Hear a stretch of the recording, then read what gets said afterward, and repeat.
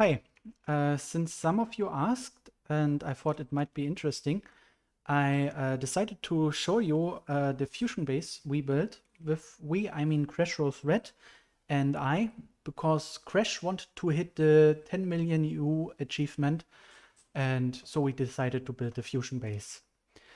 What we have here are 128 fusions dedicated for EU production and 18 in the middle to keep everything running.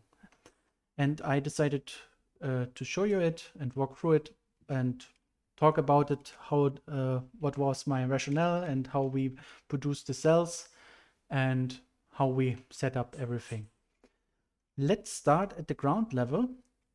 Here's basically all the fusions we stacked. Here we have 16 times 8, 128 that are producing a clean output for the mass fabricator above. And in the middle we have a tower of 18 that is putting all of its plasma it generates into an ender tank here that is distributing all the plasma for the fusions itself, for the ring fusions, as well as the material production above that I will show shortly. So this 18 fusions powers everything. Yeah, nothing else to see here other than quite a lot of fusions stacked on top of each other. More interesting is the second layer. Looks quite complicated, but it's basically the fuel production of each fusion. I decided to isolate each chunk. So each chunk produces the fuels and cells needed for each fusion tower below. So it's basically, we can look at one chunk and one chunk, it's the same in each other's chunk. With a small difference that the middle chunk is for 18 fusions and the ring 88 chunks are for only 16. So this one is a little bit taller. So how did I calculate the whole thing? I made quite a comprehensive Excel list. I can show you here. Let's look at 16, a tower of 16. I made this Excel here. You can input how many fusions you want, the fuel. We're currently looking at deuterium, helium-3. You can also make deuterium, tritium, but keep in mind that you need quite a lot of more machines. So we opted to use deuterium and helium-3. But you need redstone. And that's why we used witch droppers around. I will show you later. We opted to use 3 overclockers in the centrifuges and 1 overclocker in the electrolyzer. Each overclocker adds inefficiency and the power requirement rises quite drastically. I think it's, I wrote it here, double the total EU cost that the machine needs. No, it quadruples, so times 4 the EU per tick and halves the production time. So it's quite important if you want to decrease the amount of machines needed, but you need quite a lot of power in the end. So that's why we built the 18 fusions in the middle, just to keep all the 128 fusions running without having like a ton of centrifuges. For example, if we put 0 overclockers in the centrifuges, each chunk would need over 1000 centrifuges times 8. That would be around or over 8k centrifuges. So at a certain point, overclockers really are needed. Yeah.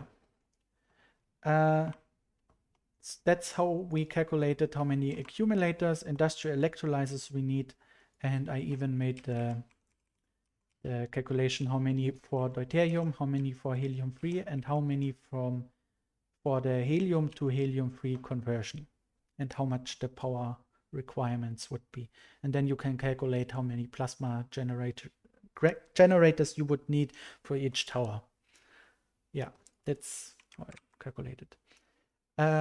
If we look at the towers, the towers of 16 times 8, we have 128 fusions that generate enough plasma for 4,000 plasma generators, or per tower 500 plasma generators. that produce 1 million EU per tick, or in total 8 million EU per tick. That is important because a mass fabricator can take around 1 million EU per tick as a maximum. After that, everything falls apart and it really can't produce any more. In theory, it's actually, not in theory, in practice, it's actually 750 to around 900k EU per tick. I will show you later. So that's why we made towers of 16 for mass fabricators. In total, we have 148 if you include the 16 we have here. And everything in total consumes 902k EU per tick just to keep the fuel and the fusions running. So that's what the middle fusion provides. Yeah, let's go back to the game. Each chunk has what is it called? Aqueous accumulators that provide the water. I made more than are actually needed, just because.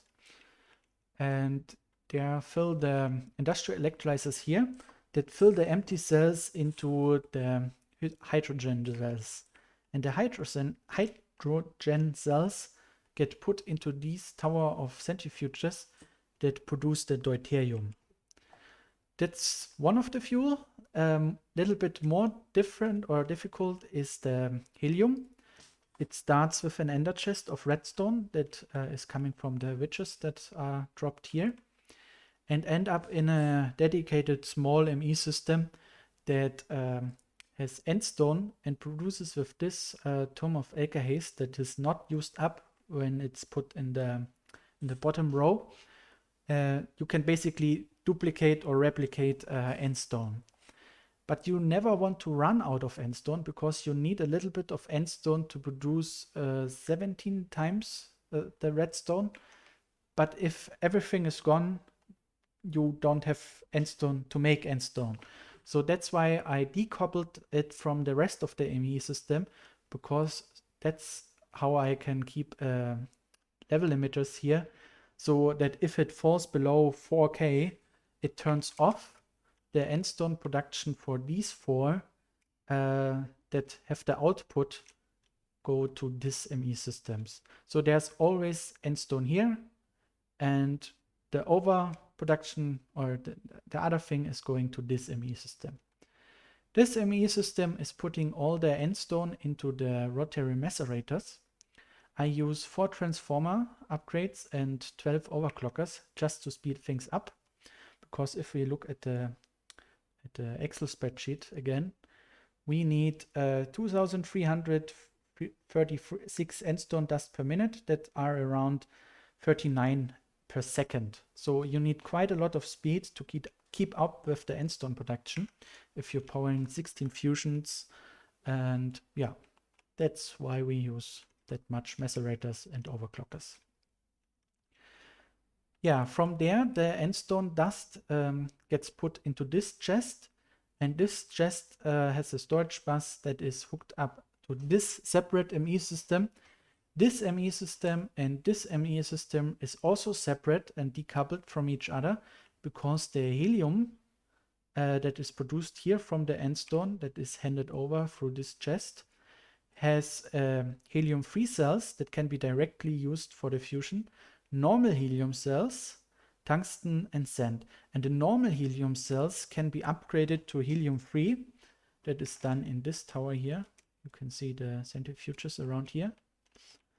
And these helium, you need 16 to make 1 helium-free and 15 empty cells. And I want to empty the cells without using an extractor, just to so I can use the helium and not have to throw it away, because every helium cell basically is redstone I don't want to waste. And I split that because from there the helium-free that is produced gets forced down the throat into this chest basically. And because I use 3 extractors, it's most likely the first thing that gets input into this chest So that's why in these centrifuges, bad example, the helium-3 should get stacked up, and because it can't find a place to get extracted from, because these here are prioritized to export into this chest, and only if all the helium is converted to helium-3, the original helium is going into this chest. By the way, I don't use storage drives. I only use storage buses on chests because that gives me a clean limit. The limit is the content of one chest, and it can't produce more than that. So each cell, each type, it's around 7,000, and I get 7,000 deuterium, helium, and hydrogen and dust and everything. It can't produce more deuterium than helium. It basically produces to its limit. It's the limit of the chest and can't produce more. And if you would use a deep storage unit or storage drives, the ratio between deuterium and helium-3 would fluctuate, and you would end up basically with 50k deuterium and 0 helium, and your fusion would run out. And if you limit it with level emitters, they might fail because they are really buggy, and it would produce still, even if it's instructed to turn off. So it's more stable that way if you just force it, because there's literally no place to put it in. So that's why I use chests. Yeah, the helium-3 production has sand and tungsten as an output. The tiny little pile of tungsten gets converted here to tungsten dust, and the hydrogen has compressed air cells that get back to empty cells here. And the sand and tungsten is put here into this ender chest where it gets drained basically. So that's the whole fuel setup. And the cells wander down this ME cable into the fusion itself, where they get put into this router that puts it in the top side of this material injector. And if it produces, or it gets used up, the empty cells get imported again. So you don't use up empty cells. Each chunk uses 50k empty cells, I think. And yeah, because it's limited through the chests, it keeps everything in balance. Yeah, that times 9 times per chunk, basically the same thing. Yeah, and the ring fusions, so the towers of 16, provide a clean output of plasma that go up here to a chunk of exactly 500 plasma generators. And these 500 plasma generators, in theory, produce 1 million EU per tick. In actuality, because of inefficiencies, can't really explain why, it just falls apart if the network gets too big. In actuality, it's around 800k EU per tick. It fluctuates, sometimes it's 750 to 900k, but that's about the output you would expect from 500 plasma generators, directly importing the power into one mass fabricator. But not to complain anything, because the output of UU is quite fast at this rate. And yeah, 16 fusions, basically 60 fusion and one mass fabricator produce this much UU per second. I would say it's about 4 or 5 per second. It's not actually 1 UU per tick, so 20 U per tick per second. It's close to 4 or 5 per second. I don't know why. Yeah, we currently only have 7, not 8 mass fabricator here, and the 7 here. One is empty. Let's find the empty one. Here. The 7 that are currently running produce 8.8 million per day on UU matter. And if we would have an 8 mass fabricator, it would be a clean 10 million UU per day. So the 100 million for the achievement would be doable in 10 days, so a little over a week. That is to say that you actually have a base already built and functional.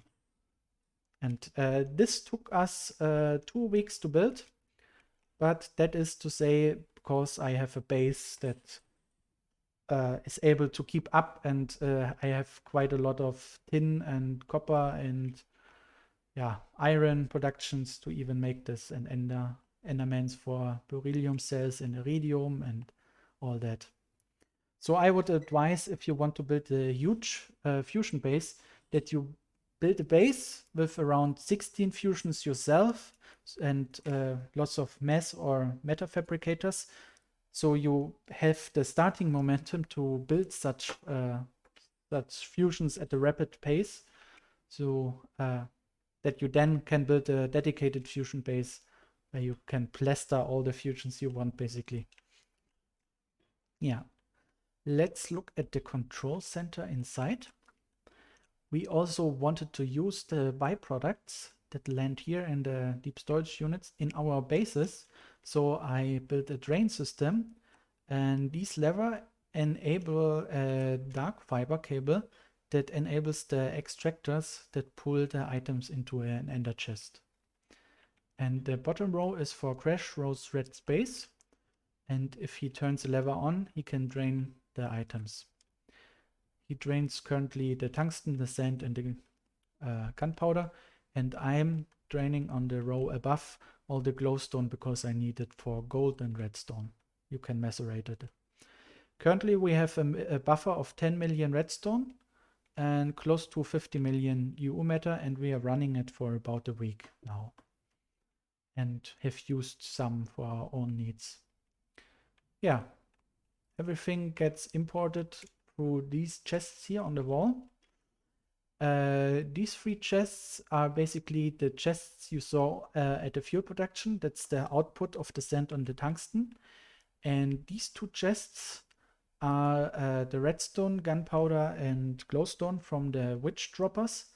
And this one is the chest that gets filled with the redstone for the fuel production here below, where the endstone is produced. Let's quickly look at the witch droppers. We have 8 per chunk and build a ring around it, around the whole fusion base. Chunk loaded is actually only 3 times 3 in the middle. The fusions are actually chunk loaded with a world enter. And the droppers are around it, not chunk loaded, because it doesn't really matter, because they need a player to be present to even spawn the witches. Yeah. We made a little bit more than we actually needed. We produce about double the redstone actually needed, but that's actually really cool because that means we need to only chunk load 12 hours a day to keep the fusion running for 24 hours around that. So if you basically chunk load for 4 days, you can keep it running for another 4 days and turn off your PC or something like that. Yeah, that's how everything gets produced. Yeah, if you want to have a look at yourself, I made a warp. It's called /warp wisp party. And you land up here into this temple near the fusion, and you can have a look yourself. Currently, it's the 3rd of July 21. And I don't know how much longer this map will last, but you can have a look yourself. If there are any questions, just ask. And yeah, otherwise, I wish you have a wonderful day and goodbye.